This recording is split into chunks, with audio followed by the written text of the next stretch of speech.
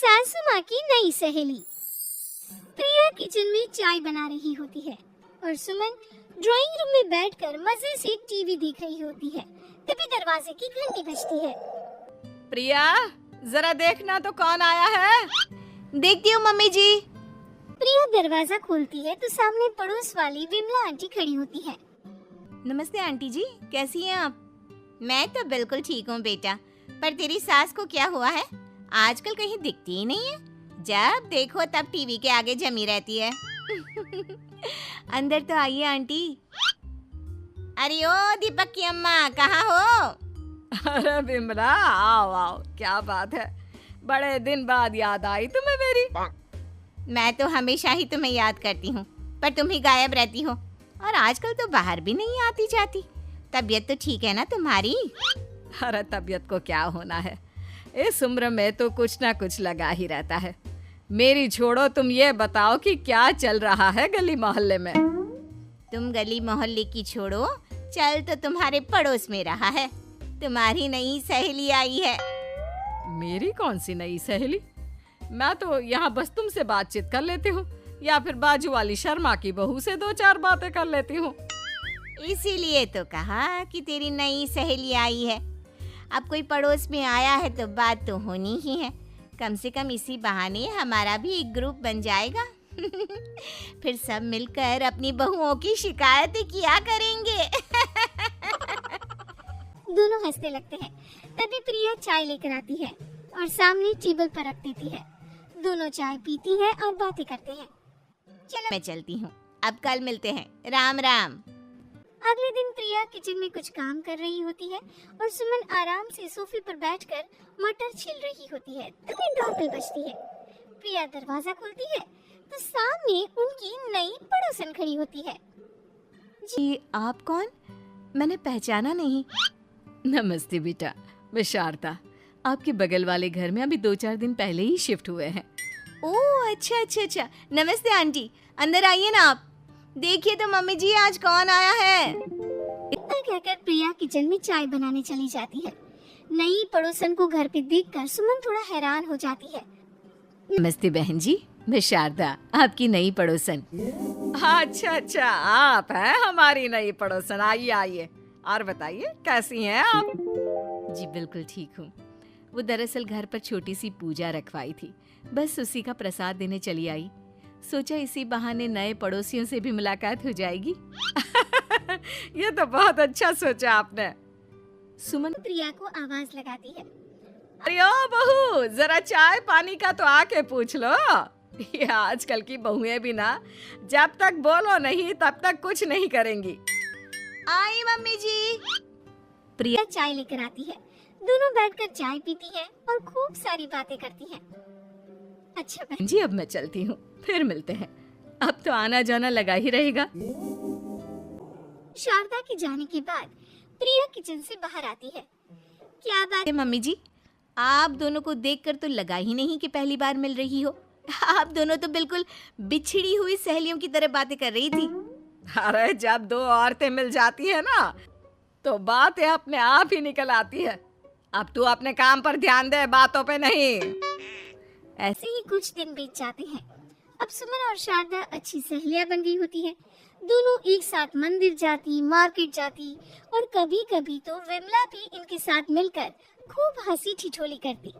एक शाम तीनों बैठकर सुमन के घर पर चाय पी रही होती है कि तभी बहुत तेज बारिश शुरू हो जाती है। सुमन जोर से प्रिया को आवाज लगाती है। प्रिया, ओ प्रिया, देख कितनी तेज बारिश हो रही है। जाके छत से सारे कपड़े ले आ, नहीं तो सब भीग जाएंगे। सुमन 2 बार आवाज लगाती है लेकिन प्रिया का कोई जवाब नहीं आता। शायद प्रिया कुछ काम कर रही है, इसीलिए कुछ जवाब नहीं दे रही। अरे काहे का काम, आराम फरमा रही होगी महारानी। तभी प्रिया बीमार हालत में अपने कमरे से बाहर निकलती है। हाँ मम्मी जी। क्या हुआ? मेरी तबीयत थोड़ी ठीक नहीं है ना, इसलिए आग लग गई। अरे सारे कपड़े भीग गए और तुझे सोने से फुर्सत नहीं है। सबके सामने सुमन के मुंह से ऐसी बातें सुनकर प्रिया उदास हो जाती है और छत से कपड़े उतारने चली जाती है। सुमन, ये क्या बात हुई?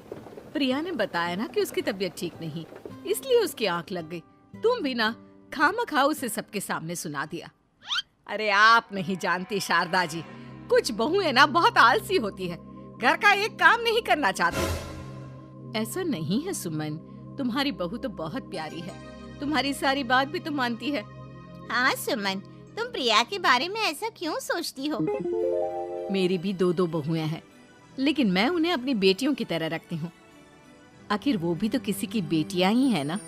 और अगर तुम ऐसा ही व्यवहार करोगी तो एक दिन प्रिया भी तुम्हारे साथ ऐसा ही बर्ताव करेगी। शारदा और विमला की बातें सुनकर सुमन की तो बोलती बंद हो जाती है। वहीं प्रिया भी बाहर से सारी बातें सुन रही होती है। अरे मैं कोई उसकी दुश्मन थोड़ी ना हूँ, मैं भी उसकी माँ हूँ, लेकिन कभी कभी सास बनना पड़ता है, नहीं तो बहुएं हाथ से निकल जाती है। देखो सुमन, ये सब सोच का फर्क है। अगर तुम ये सोचोगी तो कभी प्रिया को अपनी बेटी नहीं बना पाओगी। इतना कहकर शारदा और विमला वहाँ से चली जाती है और सुमन अकेले बैठकर उनकी बातें सोचने लगती है।